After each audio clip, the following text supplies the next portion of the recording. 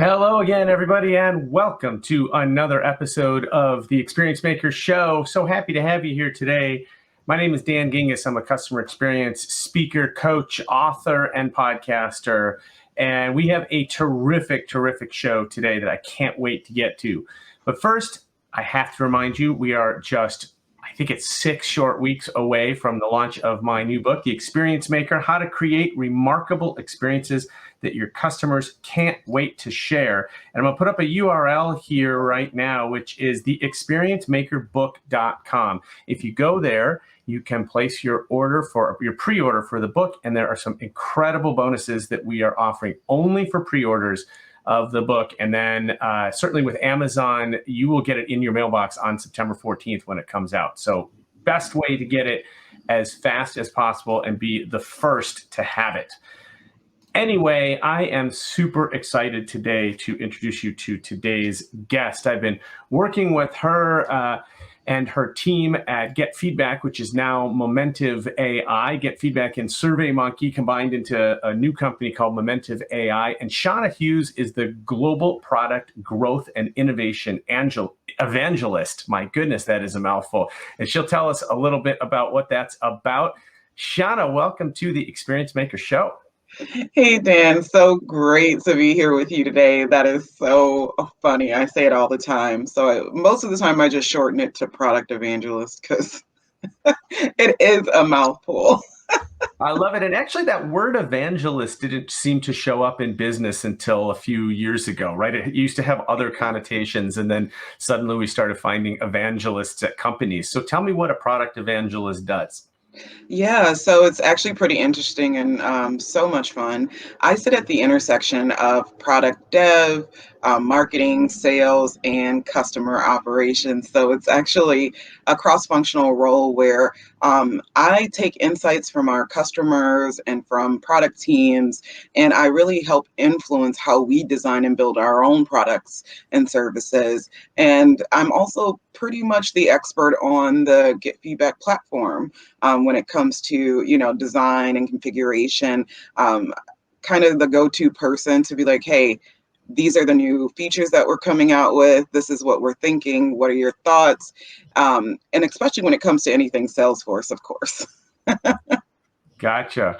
Well, we're going to split this interview kind of into 2 parts. I want to talk a little bit about Get Feedback and specifically voice of the customer and listening to your customer. And then you and I have had some great conversations about diversity and inclusion, specifically in customer experience. I'd love to touch on that as well. I want to remind our audience, if you would like to ask a question to Shonnan or to me, please feel free to add in a comment, whether you're watching us on Facebook, LinkedIn, or Twitter. And if you're watching us later on YouTube, you can do it there, and I'll make sure the question gets to Shonnan. So, Shonnan, let's talk about getting feedback. Why is getting feedback from customers so important? Well, it's important because they are your consumers. They are the ones that are driving your business growth and the direction of how your product should be designed and distributed. So their input, their feedback is more valuable than anything else. And what happens if either we get feedback we don't want to hear or we get too much feedback? How do we take all of this and then actually make it actionable? Yeah, there is no such thing as too much feedback. And there should be no such thing as feedback that you don't want to hear. You want to take the good with the bad, period. You want to make sure that if someone is saying something negative about your brand, you want to figure out a way to make that a positive. So if they're a detractor, you want to figure out a way to make them really a champion of your brand. So being able to collect any and all feedback is essential, and being able to have that in a centralized database is essential to be able to take action on that feedback. Because if you have it in, disparate systems, you're not able to really see the full 360-degree view of your customer. And then you're not able to really take action in a way that is meaningful, not only to your business, but to the customer as well. So making sure that you have the systems or the processes in place to be able to take action in a way that's meaningful to your customer and on the channel that they want you to respond to them. So if they're providing you feedback in email, or let's say on some type of digital platform like Twitter or Instagram, you want to make sure that you are responding to them on that platform, because that makes a huge difference in your customer's experience and how they view your brand as well. Absolutely. I love to tell people no time in the history of a contact center has anybody called up on the phone and been told, will you please tweet us instead? Except when people leave comments on Twitter, we get asked to call or to email instead. I mean, it doesn't Exactly. make any sense at all. Doesn't make any sense. So we talked about the kind of the place to leave feedback. Is there a good or bad time to ask for feedback? Um, it just, I think it depends. I think there's a lot of variables and intersections that can happen. I think it was you that gave an experience on one of our sessions earlier this week about a customer who, you know, or I should say they were customer probably of ours, but they are a company who delivered supplies, and they didn't actually they sent out a NPS survey, no, a CSAT survey, sorry, a customer satisfaction survey. And the customers hadn't received the product yet. Yeah. And so the customer, when they got the survey, they're like, why are you sending this? I don't even have, the solution or the items that you're supposed to deliver that I'm supposed to be providing feedback on. So that would be a bad example of when to send a specific survey. It's amazing. Just this morning, Shonnah. So 2 days ago, I booked a vacation, a winter break vacation for me and the kids.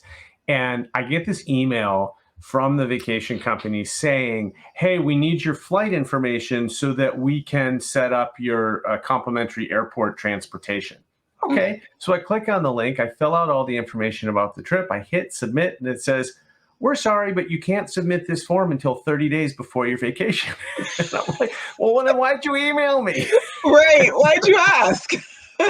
So yeah, it's amazing. Look, automation is great, but automation still has to have a brain. And at the end of the day, to Shauna's point about asking for feedback too, you probably have a tracking mechanism to know when your product arrives at their doorstep. Probably a good idea not to ask them for feedback until the product has actually been received.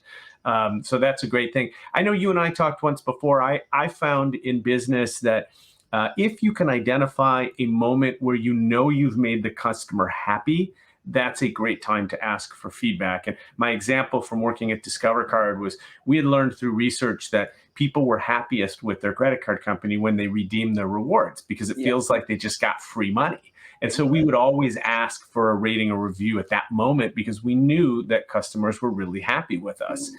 If you have a spot in your journey where it is particularly memorable, that's a great time to come in and ask for feedback. Now, to be fair, this was a rating, right? So we were actually trying to make sure that our 5-star rating, Exactly. stayed up there. If you're looking for honest feedback, really, I think my advice, I'd love to know you, Shonnah, is you should offer the customer the ability to leave feedback at any time. So let them have the ability to say, I want to leave feedback right now because I'm either happy or upset at something, and this is the moment I want. Do you agree?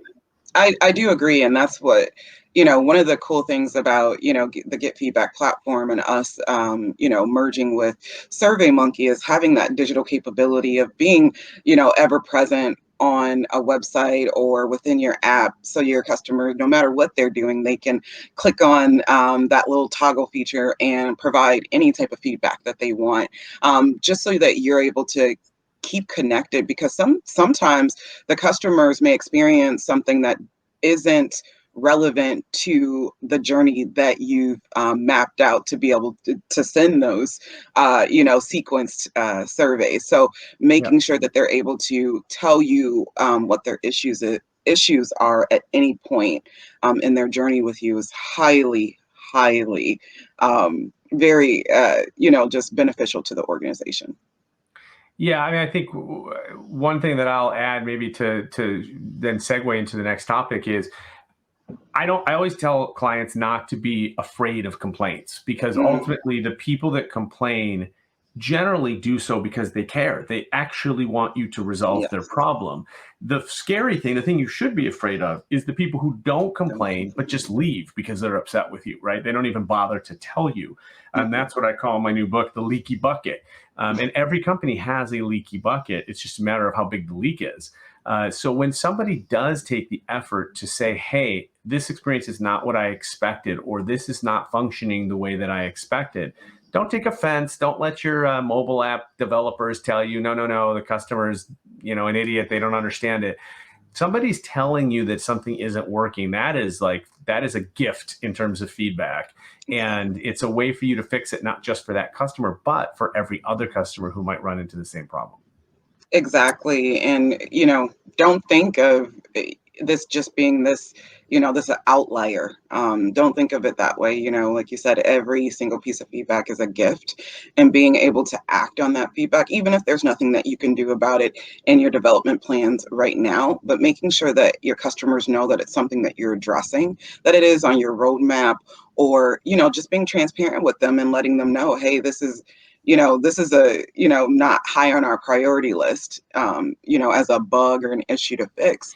However, I Yeah. want to let you know that I acknowledge that it's a problem. And most customers are very forgiving if you were actually to take the time to acknowledge and be transparent about the issues that you're having as an organization. I totally agree. Most customers understand that mistakes happen, and they will allow you to make a mistake and fix the mistake. And a lot of data shows that customers that have had a problem that has been resolved are actually more Mhm. loyal than ones that never had a problem in the first place. And so Exactly. it's a little strange, but it's definitely proven out in a lot of places. So, Shonah, shifting gears a little bit, you and I have had some of this conversation offline.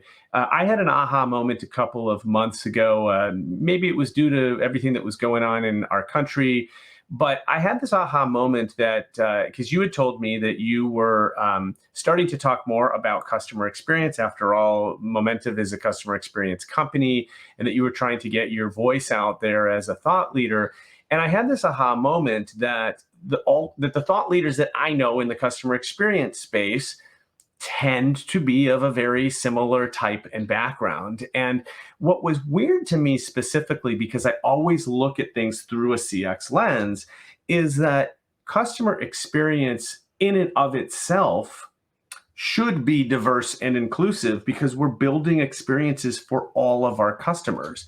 So I know this is a loaded question, but tell me why you think that there aren't more diverse voices when it comes to the thought leadership aspect of customer experience. Dan, we don't have all day for for us to dive into that. I mean, a couple key components though to why you're not seeing a lot more diverse voices is, number one, CX, or thought leaders in the CX space. To me, this is something that's newer. It's a newer kind of avenue that people can take or consider taking as a career path. And I just want to apologize because my association decided to cut the grass. So that's what you're hearing in the background here. So I apologize for that. No worries. Um, and so you have it being a new kind of vertical for people. And then you also have the fact that, being in a customer experience or being thought of as a thought leader, um, there is inherent biases to how people view Black and Brown people, and what their level of knowledge is or can be. So they don't feel like they hold the same amount of respect and or information that someone who doesn't look like them does. So it's actually it's very intersectional. I can't say that you know that I've always had great experiences, but I've experienced some tremendous growth and also some just amazing support from people like you. Um, However, looking at the space, I can say it is very what we would call vanilla. Uh, that's a fair term. I accept that term. Um, Well, that's really good insight. And again, I think the thing that the real aha for me was not so much that the thought leadership wasn't diverse, because let's face it, that's true in a lot of areas, and we got to work on that in a lot of different industries and topics and all that. The aha for me was, if you're going to be good at customer experience, you got to know your customer. We just talked about that. You got to get feedback from your customer. You got to talk to your customer. And in most businesses, our customer base is diverse. There's lots of different types of people. And the reality is that they're not all on the same customer journey. They may not all have the same customer experience expectations. And just as we develop personas that are really based on us, on our company and our product, well, this is a person that's bought multiple times from us, right? I'm wondering if there is something to, hey, to be a better customer experience person, you've got to be able to, no matter what you look like, you've got to be able to think about all of your customers and all of the different types of customers and what all of they look like. So tell me about if this has, I mean, are you guys thinking about this at Momentive, or is this something that you've thought about as a consumer and just how you interact with brands? But that to me is the eye-opening, and not only that, the opportunity for anyone in CX. Yeah. It's interesting, right? Because throughout history, you can take it all the way back. Black and brown people were not considered as someone who had wealth, right? So someone who had buying power, can spend money, so we weren't marketed to. We weren't seen in marketing campaigns, and you still see the issues with that today, within, brands and marketing and et cetera. So when you don't have a voice, number one, with that buying power, with the dollar, right? You don't have a voice. You're not going to have a space where it's like, oh, we have customers that look like you, or we need your input, right? Like we're just now making that evolution, that switch. So that therein lies the problem, right? A lot of organizations, or a lot of individuals, period, don't realize that. I was just doing some research on this, but the black buying dollar, like, you have 50 million black people in America. They spend 1 trillion So the T, folks. with the T a year. Like, you're missing out on a huge market, and so many organizations, so many companies miss out on that voice, and they miss out on that market, and they miss out, just on that buying power. And if you ever notice, black and brown individuals, and I don't know why this is, but I'm sure you can pull a report. They actually set a lot of the trends that you see in pop culture, and like the marketing trends you'll see. They're the ones who initiate those trends. So if you were smart, you would be actually tapping into those individuals and making sure that they have a voice and they have a presence, not only within your brand, but within your communities as well. At Momentive, we've been, championing this and fighting this, the stigma and the stereotypes, for quite some time. Our CEO, Xander Laurie, he's very outspoken about it. He just hired a chief diversity officer, sorry, and Anton Andrews, and building up his team. And we've created an actual vendor diversity report, that allows vendors to really identify, like, how diverse is your staff, making sure that we're able to not only hire vendors that are more diverse, but when you hire vendors that are more diverse, or when you deal with someone who is or do business with people who are underrepresented, you are not only funneling money to them, but you're funneling money back into their communities. So you're making an impact overall. And I think that's, the mind shift that we have to get to, is that you no longer have this this barrier to people of color making an impact with their dollars, whereas before there used to be. Now it's about providing opportunity and space for them to be able to show you what we can do. So you segue perfectly into where I wanted to go next. We often talk about diversity and inclusion from an employee perspective. We hire a chief diversity officer, and that person's job is to make sure that everyone's represented in the employee space. So how do we take that same thinking and bring it into the customer space? Because Yeah. it seems to me that's a good start. I mean, it's a needed start, and maybe it starts to happen naturally as we have more diverse workforces and more diverse vendor relationships, that starts to happen naturally. But how do we make sure that in CX, should there be a role that is diversity and inclusion in CX or customer diversity? Like, how do we bring it into that part of the field? Yeah, I think that's an interesting thought, and something I think I would have to, consider a little bit more, because if we're not being intentional about how we are really making sure that we are bringing in diverse voices, I mean, we've seen it time and time again. History repeats itself. This big diversity and inclusion push happens, and then there's a lull. And then something else happens, and then there's a lull.